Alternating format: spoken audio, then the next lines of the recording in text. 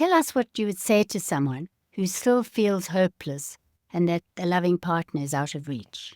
What I would say is that Then Stefan Gonick, our guest today, has all the secrets to you going from single to soulmate love.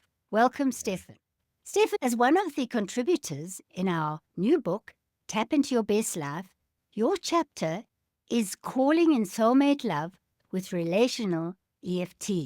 And in it, you begin by telling us a story about one of your clients, Rita. So Rita, and Rita is actually her name. She gave permission to include her full name. So Rita has started out her relationship life by marrying a man who was very verbally abusive with her.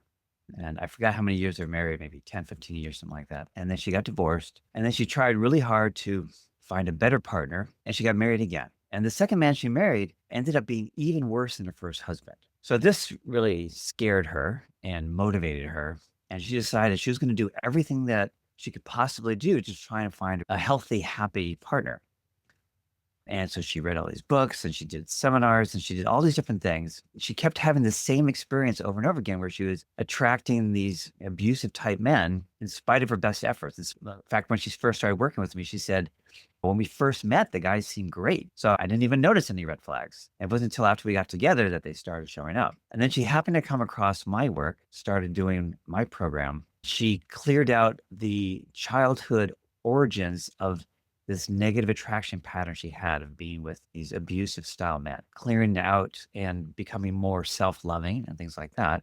She then used the law of attraction to try and bring her partner to life more quickly. And then the story she shared was that she joined this singles meetup group and they happened to have a bowling night. But as she was looking at this event and thinking, oh, bowling, I don't like that, she had this urge to go anyway, which is how the law of attraction works. It gives you the little subtle nudges. So she ended up going to this event. And then it turns out this man was looking at different singles events through the group, and he saw the bowling event, and he just happened to scroll through who was going, and he saw her picture there, and he just felt this intense desire to go, even though he hated bowling. So both people went not liking bowling, and then they met each other at the event, and then the very next day, they went on this big, long, many-hour walk in the woods, and they got married. I think it was something like 8 months after they met. And she's been thrilled and very happy ever since. So that story indicates that something you did with her over a period of time just brought the light bulb moment. But at the same time, what was it that was holding her in these negative attraction patterns? What holds us in these patterns? So if we step back a moment and say, what is the number one block to being with our soulmate? It is these negative attraction patterns. We develop them as a child and we become subconsciously very powerfully attracted to people with certain negative traits that turn out to be the worst traits of our parents. So her father growing up was a very abusive guy. And even though she hated the way he treated her, it still developed this subconscious negative attraction pattern that she found impossible to break out of, in spite of becoming conscious and trying to work through this stuff. And like I said, look for red flags, all that. Nothing worked to break her out of her negative attraction pattern. As long as you have one of these really painful negative attraction patterns, finding your soulmate just feels completely out of reach. So the question is, how do you break free from these things? And so I came up with my own special version of EFT I called Relational EFT, because I found that regular EFT alone was not sufficient. So in order to understand how we break free from these negative attraction patterns with relational EFT, we have to first understand how these patterns get created within us psychologically. And there's 3 things that happen to us when we grow up with a parent with some negative trait. So let's say you had a parent who was angrily critical. As a little kid, if you did something wrong, they didn't just criticize what you did, but they would attack you like, what's the matter with you? Can't you do anything right? You're always messing up, and very painful. And then sadly, you find yourself attracted to people who are angrily critical when you're an adult. The key is often that these partners who turn out to be like the abusive father, in the beginning, there's no sign of it. And that's the trick, isn't it? That unless you've done this inner clearing, it can come up later, am I right? And it doesn't have to be, it can be either the mother or the father. It might have been the mother who was like that. So in the beginning, when you first meet somebody, they're on their best behavior and they're being extra loving, very counter to their normal way of being. And so you could say there's no way for me to spot it in advance. But here's the interesting thing. There are subtle cues that you can pick up on from all the way across the room that the person has the negative trait that you're powerfully attracted to. So you think there's no signs. So consciously, you're not seeing any signs. But subconsciously, you are picking up on signs. And that's the thing that's making you so powerfully attracted to the person. If you haven't addressed this in yourself and you go to a party and you see somebody across the room and then the person looks at you and your eyes lock and you feel all these fireworks going off, that is generally not a good sign. It's generally a sign of this powerful negative attraction pattern. Now, once you have healed it, then that same experience could very well be almost like the fairy tale meeting of love at first sight. So you did draw the difference between EFT tapping, which could regulate your system, but not necessarily clear that unconscious patterning, which you're talking about, which you do. Could you give us the 3 steps that you mentioned in the chapter? I just want to let the listeners know that the book is divided into tapping for the body, the mind, the heart, and the soul. And your story is so appropriate for people who want to heal the heart, who've had broken hearts or who continue to have heartbreak. And that's why I really felt it was so useful to go deeper, because you do have a program called Single to Soulmate. Am I right? Yeah. But I want you to actually share, and they can read more about it in the chapter, the 3-part process that you call relational EFT. And if people stay to the end, I'd like you to then share how you discovered it for yourself. I know how I discovered it for myself in my own life, but we're going to hear your story as well. So first of all, let's go through the process, 1, 2, and 3. So to understand the 3-part healing process, we first have to understand the way these negative attraction patterns get created within us psychologically. So as I was starting with the example, the angrily critical parent. When a parent acts out their negative trait on us, there are 3 things that happen. The first one is pretty obvious. The other 2 are very subtle but powerful. So the first one is that when my parent, mother or father, doesn't matter, is yelling at me saying, "What's the matter with you? You never do anything right, blah, blah, blah." The first thing that happens is I feel painful feelings, right? I feel scared and intimidated and hurt and shame. And the second thing is that even though I might hate how my parent is treating me, the fact that it started at a very young age and happened hundreds of times results in subconsciously, way down subconsciously, coming to feel like I deserve to be treated that way, which makes me as an adult overly tolerant when somebody treats me that way. Sometimes so overly tolerant that I don't even realize they're treating me badly. It just feels like home. And then the third thing that happens is that when we are little, all children have an intense desire for the love of both parents, even abusive ones.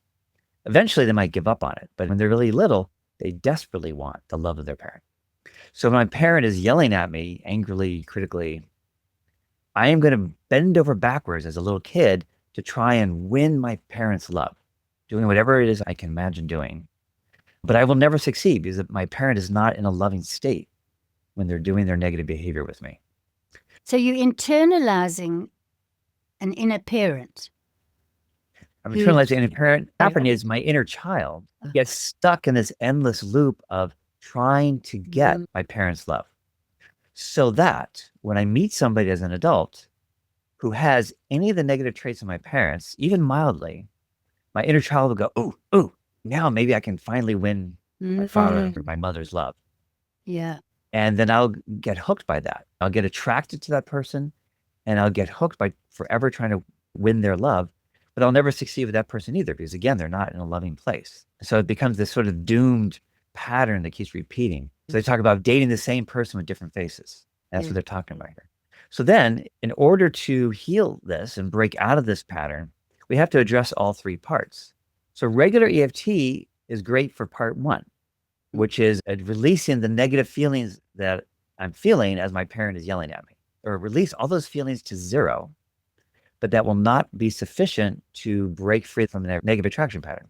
And I know this for a fact because I've had people come to me who've already worked with other EFT practitioners. They still have the pattern, but they're still attracted to these negative partners. And it's not until we do parts 2 and 3 that they finally break free. We do part one to start. Then part two, we want to address that part about feeling like I deserve to be treated that way. And we use this empowerment process that I actually got from my prior training in something called Gestalt therapy to help our inner child stand up for her or himself with our internal parent. So the basic message when they do that is basically that using a lot of strength of, hey, it's not okay to treat me that way. And still feel safe by the end of working this part. There's a way to do it. So we do it in a way where our inner child can feel safe to stand up for her or himself, okay? And the end result is that the person feels way more empowered and they stop feeling like they deserve to be treated badly in that way. That's a great step, but you don't stop there. So then we get to part three. So part three, in order to describe part three, I have to explain something first. Whenever we have a painful experience as a young child, we do something called internalization, standard psychology principle, where we create an internal copy of the parent from that memory. So whatever the parent looked like and however they acted in that memory when we're, say, 4 years old, we will create an internal copy of the parent who looks and acts just like our parent did then. Now, this is one of these bad news, good news situations. The bad news is that our internal parent will look and act just like our parent did in that 4-year-old memory. Even worse than that is that our negative internal parent will continue to mistreat our inner child in this endless loop for the rest of our life. Whatever the parent did in that memory. You're saying it to yourself, actually. It's our internal negative parent that is talking to us, which is a part of us. So it is us. Yes. It's something we got from our parent originally. So in the case of the angrily critical parent example, what's the matter with you? You can never do anything right. I'd be hearing in my head, what's the matter with you? You can never do anything right. But I would feel like I'm saying it to myself, and in a sense I am, but it's really coming from that negative internal parent. The good news, though, is that because our negative internal parent is actually just a part of us, part three of the healing process is to use EFT to heal our negative internal parent in a way that maybe our real parent wouldn't be capable of or even interested in doing. Yes.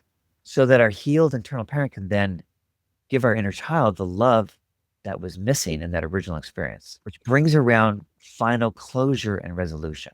Okay, so our inner child no longer feels the need to try and win the love of some unavailable parent figure.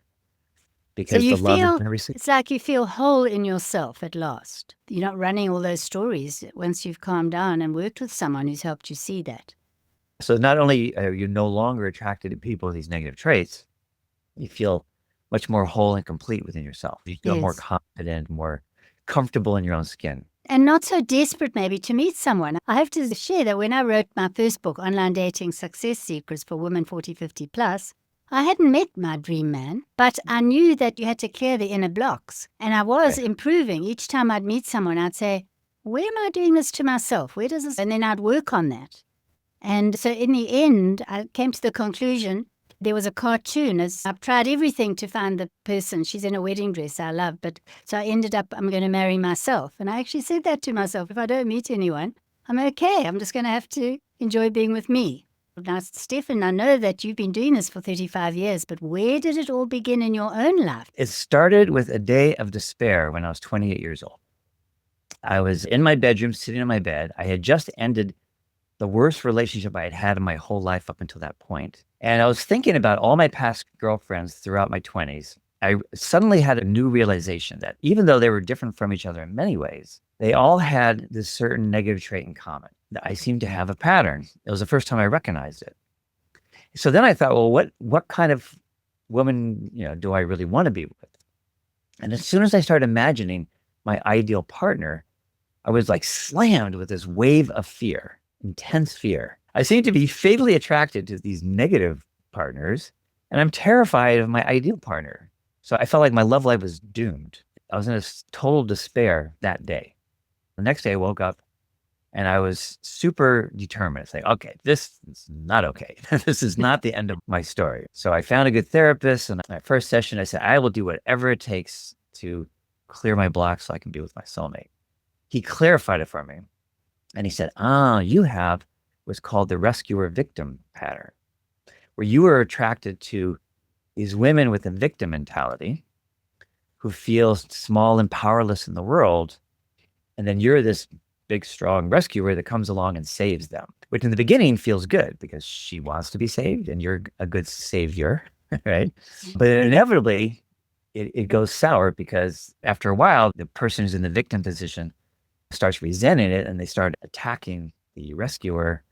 And then the rescuer starts attacking the victim and it becomes this very unhappy thing called the drama cycle. So we spent 3 years helping me break free from that negative attraction. Without EFT, of course, in those days. Without EFT. But it wasn't talk therapy. It was something called Gestalt therapy. It was better than talk therapy. Talk therapy, it wouldn't have worked after 10 years. I agree. But when I work with clients now, if for any given single negative trait, it typically only takes me around 3 sessions to break them free from their negative attraction pattern. Okay. So 3 years with Gestalt therapy, 3 sessions with relational EFT. What a difference. You probably would start by looking at your parents with a new client, with going through, as you say, finding specific negative patterns, wouldn't you? And then, as First you thing we said, discuss how would is you? actually their adult relationships. I'll say, Yes, you think start of with all your something. significant relationships in your adult Yes. life and just tell me all of their negative traits for each person. And then we just start looking for which negative traits the various partners have in common. You might notice that there's 1 trait that's in common, or 2 traits, or 3 traits, or 4. And when you look back, Stefan, were they related to your parents? God, yeah. My mother had an intense victim mentality. So is it true that sometimes we can become the parent? See, my mother a victim, my father abusive. You can, for years, actually take on that role because you think that's what you always saw.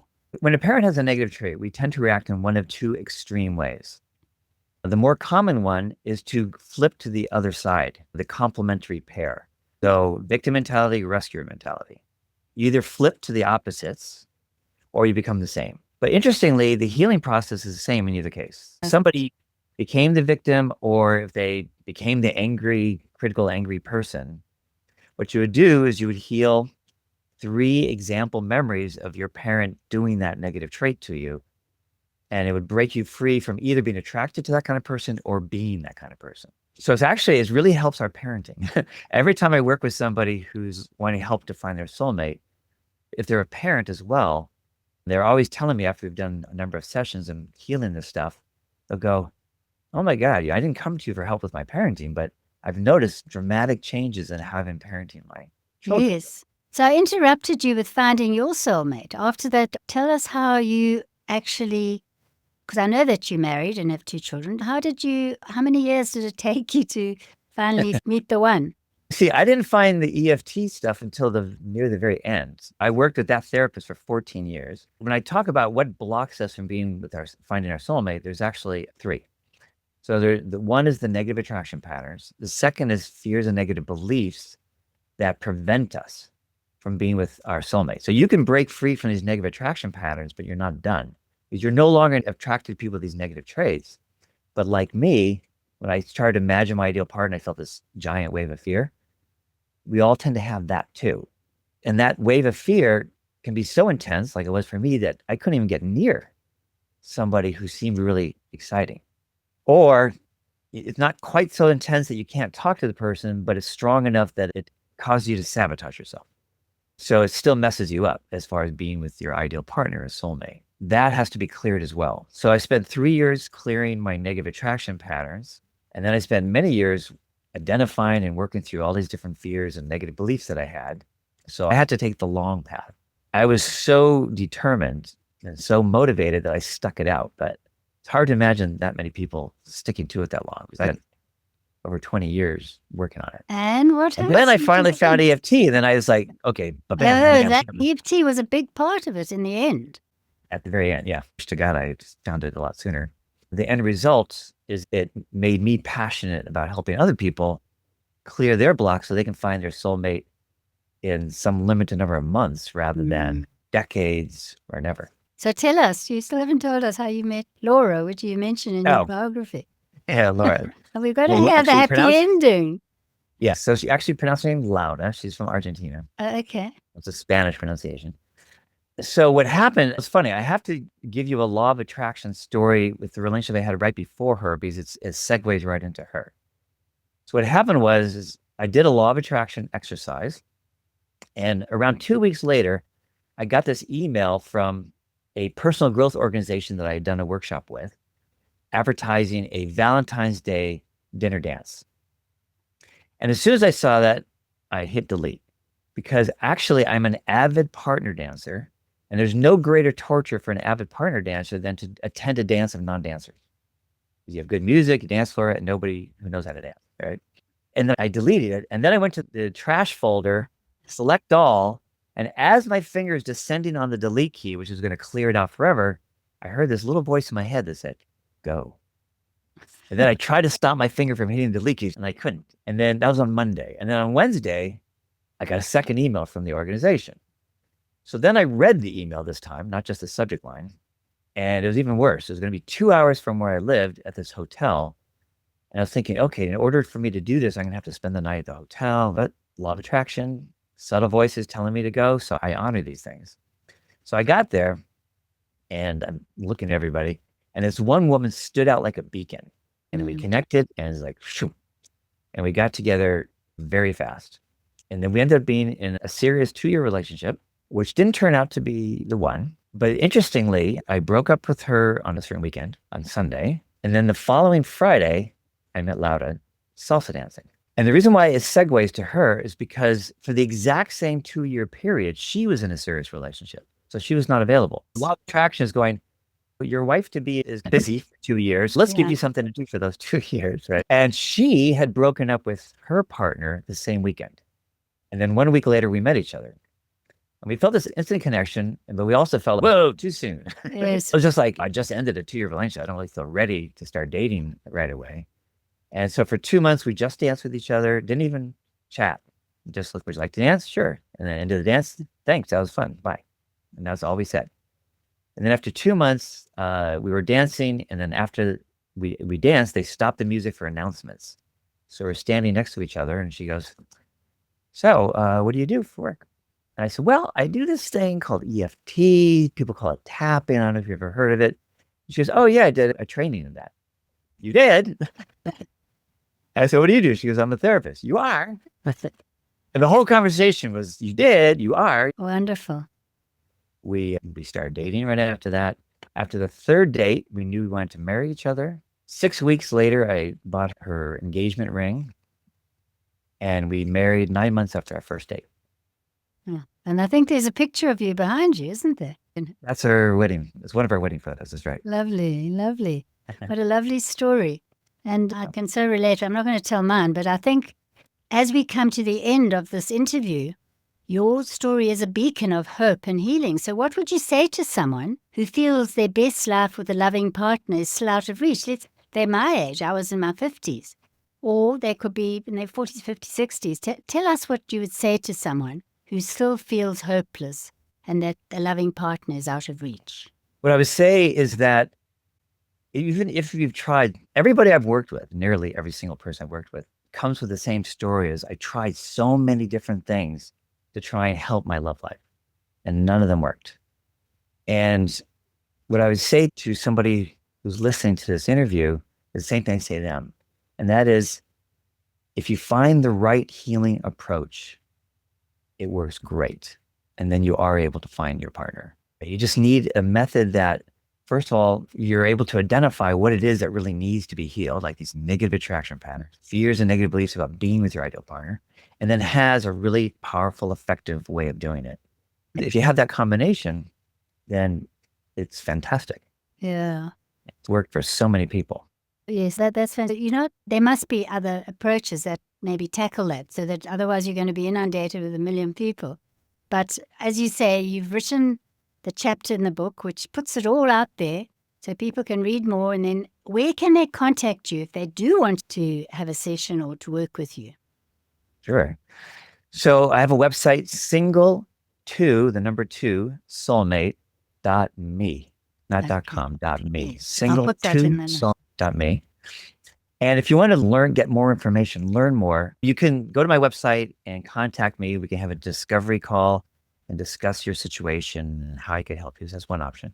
I also have a free mini course called The 3 Secrets to Attracting Amazing Love that goes into depth on the 3 blocks to finding your soulmate. Yeah, we talked about some of it here, but there's more in the free mini course. And it's actually fun to read. I talk about things in the form of stories. So it's not this. Well, we invited you in because this book is all about people's stories. Thank you. So that's it. So this free mini course, will give you all this information. Oh, So fantastic. you understand more fully what's stopping you and what it takes to break free so you can be with your soulmate finally. As your chapter says, calling in soulmate love with Relational EFT. So thank you once again, Stefan, for not only being in our book, but leading the chapters for the heart, how EFT can apply to mend a broken heart. That's not your topic particularly, but we know there's so many ways that EFT can help us clear and move forward. Sometimes that last part you just said, mend a broken heart, is a necessary step in the healing process. Because if we have an unhealed wound from a horribly painful relationship, that will make us gun shy to enter a new one. And so lots of times that is something we have to heal. So that is something I do with people. Sometimes you do have to start with some recent relationships before you can dive into the past, especially as we get to our 50s and 60s. There have been quite a few relationships that we need to go back and unpack maybe, and then ready to dive. You absolutely have to heal both. That's absolutely right. Thanks once again, Stefan, and may many single people find soulmate love through your work. Thank you. Until next time, keep tapping, keep growing, and stepping into your best life. Hey there, dreamer, the time is near. Your story's waiting, no need for fear. Unpack those doubts, they don't belong. It's time to rise, time to write your song.